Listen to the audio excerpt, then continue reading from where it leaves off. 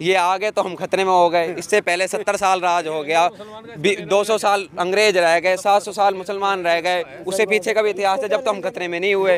इनके 7 साल में कैसे एकदम खतरे में आ गए हम। किसान आंदोलन चल रहा है दिल्ली में, लाखों किसान हैं बॉर्डर पर, और इसी दरमियान कुछ ऐसे मामले उछाले जा रहे हैं बीजेपी के लोगों द्वारा। चाहे कोई धर्म गुरु है, वो कहते हैं कि अब्दुल कलाम तो जिहादी थे हमारे, वो नुकसानदायक रहा है। अब्दुल कलाम पे तो महान व्यक्ति थे, उन पे टिप्पणी करना, वो तो ऐसे आदमी थे, उन्होंने एक हाथ में गीता रखी थी, एक हाथ में कुरान रखी थी। जिहादी कहना तो मतलब मर जाना चाहिए आदमी को। क्या किसी के विधायक के साथ में कल जो घटना घटी है, किस तरह से देखते हैं उसको? वो जैसी करनी वैसी भरनी। आप लोगों को लठ मारोगे, लोग आपको मारेंगे।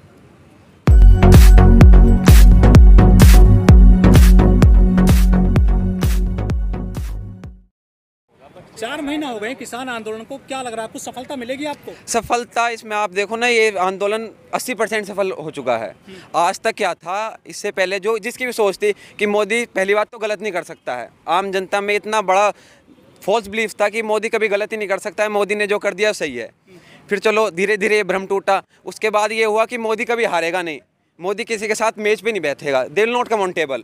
लेकिन अब वो भ्रम टूट गया। 12 बार की वार्ता होगी सरकार के साथ। लोग कहते थे सीए का प्रोटेस्ट हुआ, सरकार ने एक दिन भी जाके नहीं पूछा कि तुम कौन हो, कहाँ से आए हो।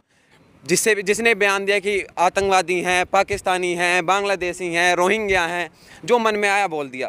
किसानों को भी ऐसा बोला गया। लेकिन इतनी मजबूती से ये आंदोलन चला है, 3-4 हमने बॉर्डर घेर रखे हैं, 17-17 किलोमीटर में, 25-25 किलोमीटर में किसान बैठे हैं।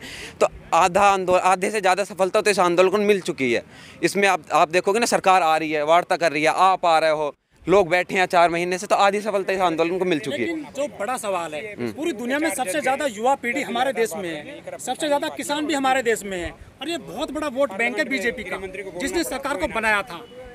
4 महीने से ज्यादा हो गए किसान आंदोलन चल रहा है। क्या बीजेपी को डर नहीं लगता कि अगर ये किसान हमसे छिटक गया या युवा छिटक गया तो हमारी सरकार चल जाएगी? इसमें एक चीज है, इन्हें ईवीएम पे जो है भरोसा है। सरकार को वही बात आ जाती है, फिर घूम फिर के ईवीएम पे बात आएगी। सरकार क्यों डरेगी जब उसके पास ईवीएम है? डरना क्यों है? आपको मैं पेटी दे दूं सारी वोटों की कि इसमें आपकी मर्जी से वोट डालेंगे, तो आप तो पूरे देश को साले आग लगा दो उसको। आपको क्या डर है? मतलब ईवीएम में गड़बड़ होती है। बिल्कुल। लेकिन दिल्ली में क्यों नहीं हुई गड़बड़, राजस्थान में क्यों नहीं हुई, झारखंड में क्यों नहीं हुई गड़बड़? जहाँ से ईवीएम स्टार्ट हुई, जब बनी, वहाँ पे तो कभी गड़बड़ नहीं होती है। देखो अगर वो है ना, अगर वन साइडेड चलता रहेगा मैच फिक्सिंग नहीं देखा ना आपने कभी? मैच वन साइडेड नहीं चलता है। अगर वन साइडेड चलेगा तो सबको पता है कि भैंस जो फिक्स था ये, लेकिन उसमें अप डाउन आते रहते हैं, तो लोगों को पूरा शक भी ना हो और हम जीत भी जाएं। फिक्सिंग इस तरीके से की जाती है। लेकिन 40 साल के रिकॉर्ड टूट गए हैं देश में, बेरोजगारी के, जीडीपी डाउन है, महंगाई बहुत ज़्यादा, एलपीजी महंगी है, सीएनजी पेट्रोल सब कुछ महंगा है। जो युवा पीढ़ी है वो कहीं विरोध करती नहीं दिख रही है सरकार। प्लेटफॉर्म नहीं मिल पा रहा है, सबसे बड़ी कमी है ये। किसान आंदोलन का आप देखोगे, जो जब से मोदी की सरकार आई है, 7 साल हो गए हैं, सबसे बड़ा प्लेटफॉर्म ये मिला है। अरे आप यहाँ देखो, इतने युवा बैठा है, कितने लोग बैठे हैं, तो प्लेटफॉर्म मिलेगा धीरे धीरे। आप देखोगे 2024 तक इतना बड़ा परिवर्तन आएगा। पहले यूपीए की सरकार थी, उसमें भी ऐसा हुआ करता था, इंदिरा गांधी थी, लोग खड़े होने को तैयार नहीं थे उनके खिलाफ। लेकिन फिर ऐसा बदला इमरजेंसी के बाद कि सुपड़ा साफ हो गया, दूर दूर तक कैंडिडेट नहीं मिला टिकट देने के लिए। लेकिन आज का जो युवा है ना, वो हर मोदी घर घर मोदी बात करता है, मोदी जी को फॉलो करता है। बहुत परिवर्तन हो रहा है। वो जमाना अलग था जब मोदी जी की प्रोजेक्शन ऐसी की गई थी कि इनसे बड़ा नेता नहीं है, महान नेता हैं, और इनसे बड़ा नेता नहीं है, विश्वगुरु बना देंगे देश को। सबने देख लिया कितना बड़ा विश्वगुरु बना। जीडीपी गड्ढे में चली गई, -23.9 का जब पहला लॉकडाउन के बाद पहला क्वार्टर आया, -23.9 गई। उसके बाद आज तक हम अभी रिवाइव नहीं कर पा रहे हैं। 5 ट्रिलियन को कहते थे, 3 ट्रिलियन से नीचे ला के गिर दिए। लेकिन युवा पीढ़ी कहती है कि कोई बात नहीं, मजबूत हाथों में देश है, नहीं तो मुसलमानों को राज हो जाएगा देश में, लोग ऐसा कहते हैं। 700 साल राज करके चले गए वो, तब तो मुसलमानों के हाथ में नहीं हुआ, अब कैसे हो जाएगा? वो कहते हैं हिंदू खतरे में है आज। अरे ये आ गए तो हम खतरे में हो गए। इससे पहले 70 साल राज हो गया, 200 साल अंग्रेज रह गए, 700 साल मुसलमान रह गए, उससे पीछे का भी इतिहास है, जब तो हम खतरे में नहीं हुए।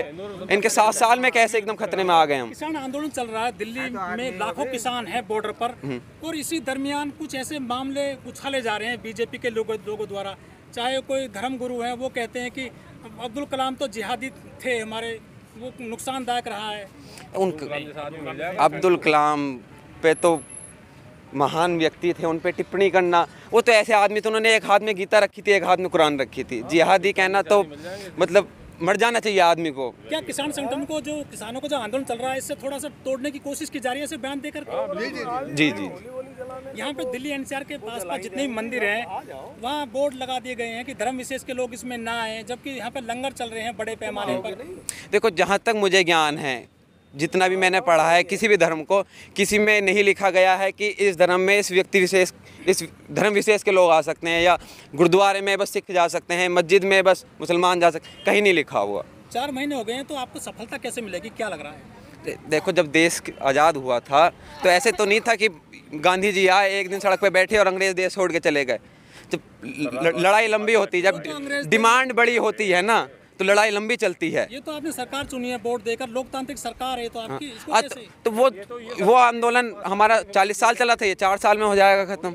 अच्छा, हाँ, मतलब इनसे आज़ादी चाहते हैं आप? नहीं, मैंने आज़ादी की बात नहीं कहा, आज़ादी की बात मैंने नहीं कहा। मैंने कहा वो आज़ादी की लड़ाई थी, वो 40 साल चली थी, या हमारे हकों की लड़ाई है, या 4 साल में ख़त्म हो जाएगी।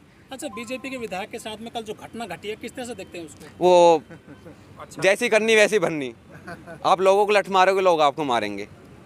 लेकिन ये तरीका तो गलत नहीं है ना। अब पब्लिक है, कुछ भी कर सकती है। अब जो गांव में बोर्ड लगा दिए हैं कि बीजेपी के नुमाइंदे ना आए, यहाँ पे हमारे गांव में मंत्री ना आए, ये तो संवैधानिक अधिकार है, आदमी कहीं भी जा सकता है, कहीं भी आ सकता है। बिल्कुल, ये पॉइंट तो आपने बहुत अच्छा है। हमारे संवैधानिक अधिकार है, हम दिल्ली जा सकते हैं। तो सरकार बैरिकेड लगा रही है, हम तो बस बोर्ड लगा रहे हैं। हमने बैरिकेड तो नहीं लगाए हैं अभी, हमने ना अभी किले बिछाई हैं, अभी तो हमने बोर्ड लगाए हैं सिर्फ। सरकार इतनी क्यों डर रही है?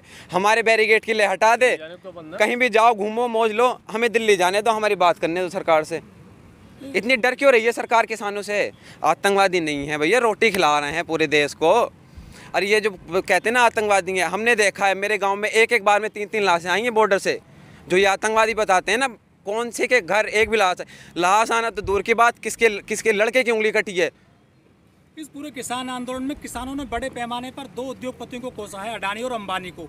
क्या देश में व्यापार करना गुनाह है क्या? गुनाह नहीं, बिल्कुल नहीं है, लेकिन वन साइडेड सरकार व्यापार को सपोर्ट करे। देखो, जो आईटी सेक्टर है और इंडस्ट्रियल एरिया है, ज़रूर रोजगार सबसे ज़्यादा वो प्रोवाइड करेगा, लेकिन ऐसा नहीं है कि सरकार उसके ही पीछे पड़ जाए। 2 लोगों को आ गए, सरकार सब सारी पॉलिसी उनके लिए बनाई जा रही है, उनके लिए बनाई जा रही है।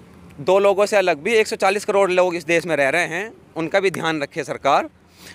अडानी आए थे, अडानी थे, मोदी की सरकार आई थी, टॉप 15 में नहीं आते थे, आज टॉप 2 में आ गए ये, इंडिया के रिचेस्ट मैन में। इनकी जो लॉकडाउन के बाद जो इनकी वेल्थ बढ़ी है, वो दुनिया में सबसे ज़्यादा बढ़ी है। हाँ, तो ये किसान ये भी कहते हैं कि हमारी ज़मीन छीन लेंगे ये उद्योगपति, हमारा अन्न ले जाएंगे। इतिहास गवाह है, भारत, ये ऐसा नहीं है कि भारत में पहली बार कानून लागू हो रहे हैं। यूएसए में लागू हुए थे 1970 में, और उस टाइम के राष्ट्रपति ने बहुत विवादित बयान दिया था, गेट बिग और गेट आउट, कि फार्मर्स के लिए ऐसी कंडीशंस आ गई हैं कि गेट बिग और गेट आउट, या तो बड़े बनो या बाहर जाओ। अब वहाँ पे क्या था उस टाइम, अमेरिका की जनसंख्या शायद मेरे हिसाब से 20 करोड़ के आसपास रही होगी, 25% लोग वहाँ किसानी करते थे। आज वहाँ 2% लोग किसानी करते हैं, और भारत में 70% लोग किसानी करते हैं। भारत की जनसंख्या 140 करोड़ के आसपास है, लगभग 90 करोड़ लोग किसानी से जुड़े हुए हैं। क्या लगता है कि इस देश के प्रधानमंत्री को कि सबको लोगों को रोजगार दे देंगे किसानी से अलग हटा के? मोदी जी बांग्लादेश गए हैं, वहाँ बड़े पैमाने पर उनका विरोध हुआ है। बांग्लादेश के हज़ारों लोगों ने सड़क पर आंदोलन किया, बलवा हो गया, जिसमें 5 लोगों की जान चली गई। मोदी जी का विरोध देश में भी होता है, बाहर भी होता है। युवा पीढ़ी कैसे देखती है मोदी जी की, मतलब आज की इमेज? देखो, विरोध नेता का विरोध, देखो ट्रम्प आए थे यहाँ, उनका विरोध हुआ था, ऐसे मोदी वहाँ गए हैं, उनका विरोध हुआ है। जब आप गलत पॉलिसी बनाओगे, अपने लोगों को दबाओगे, पूरी दुनिया देख रही है। अब ऐसा ज़माना नहीं रहा कि अखबार यहाँ तक ही सीमित है, इंटरनेट का ज़माना है। यहाँ एक घटना हुई, कल पंजाब में घटना हुई, आज पूरी दुनिया को पता है कि एमएलए को नंगा कर दिया वहाँ पे। तो 4 महीने से 320 से ज़्यादा हमारे किसान शहीद हो गए हैं। अब जैसे युवा है, पढ़ाई कर रहे हैं या तैयारी कर रहे हैं सरकारी जॉब के लिए, लेकिन सरकार तो निजीकरण करती जा रही चीज़ों का। निजीकरण तो, ये तो सरकार की पता नहीं पॉलिसी कहाँ से लाए हैं कि सरकार व्यापार नहीं कर सकती, व्यापार करने का काम सरकार का नहीं है। तो ये जो इतने कई 70 साल से जो हमारा पैसा लग रहा था, कई 1000 करोड़ रुपए हमारा लगा हुआ है सरकार, जो किसान का था या टैक्स पेयर का था, तो उसे सरकार बेच क्यों रही है? वो कह रहे हैं ना कि हम जो है इनको नहीं चला सकते, काफी खर्चीला है। 2013 का स्टेटमेंट था मोदी जी का, उन्होंने कहा था कि पीएसयूज को दो तरीके हैं पीएसयूज को चलाने के, या तो उन्हें बेच दो, है ना, या उन्हें बंद कर दो। लेकिन मैंने तीसरा तरीका निकाला है कि पीएसयूज में प्रोफेशनलिज्म लाओ, है ना, प्रोफेशनल लोग इनमें आएंगे, पीएसयूज अपने आप डेवलप करेंगी और लोगों को रोजगार मिलेगा। लेकिन मोदी जी आज अपनी बात से मुकर रहे हैं, या तो 2013 में गलत थे या आज गलत हैं। आज वो कह रहे हैं कि सरकार व्यापार करना सरकार का काम नहीं है। लेकिन मोदी जी ने तो ये भी कहा था कि 2 करोड़ लोगों को रोजगार देंगे, वो ना दे रहे हैं। देने की बात तो छोड़ो यार, छीनो मत ना बस हमसे, माफ कर दो। जो है वो तो चलो दो जिन पे भैया। भी हैं उनसे तो ना छीनो। मैं तो कह रहा कि देखो, तल लो आप, जो युवा हैं। अब सारे पकोड़े थोड़ी ना तल लेंगे, थोड़ी बहुत अगर उन्होंने इकोनॉमिक्स पढ़ी होती तो, है ना, डिमांड और सप्लाई का अगर थोड़ा कंसेप्ट उन्होंने पढ़ा। अब सब पकोड़े तल लेंगे तो खाएगा कौन उन्हें? अच्छा, कह रहे पिंचर लगा लो, वो भी रोजगार है ना। तो सबको पिंचर बटा, इतने व्हीकल नहीं है जितने लोग बेरोजगार हैं इसमें। अगर सब पिंचर में बैठ गए ना तो अपनी अपनी मोटरसाइकिल पिंचर जोड़ने का वो नहीं मिलेगा। कि गैस भी तो बना रहे हैं, जबकि गैस महंगी हो गई है अब तो। देखो, महंगाई तो बीजेपी को वरदान मिला हुआ है, जब भी सत्ता में आएंगे महंगाई तो करके जाएंगे। अच्छा, एक सवाल और आपसे, जो पुराने लोग हैं, काफी बुजुर्ग लोग हैं, वो कहते थे कि यार ये जो बीजेपी है ना, ये सरमाएदारों की सरकार होती है, सरमाएदारों की पार्टी है। ये सच्ची बात है क्या?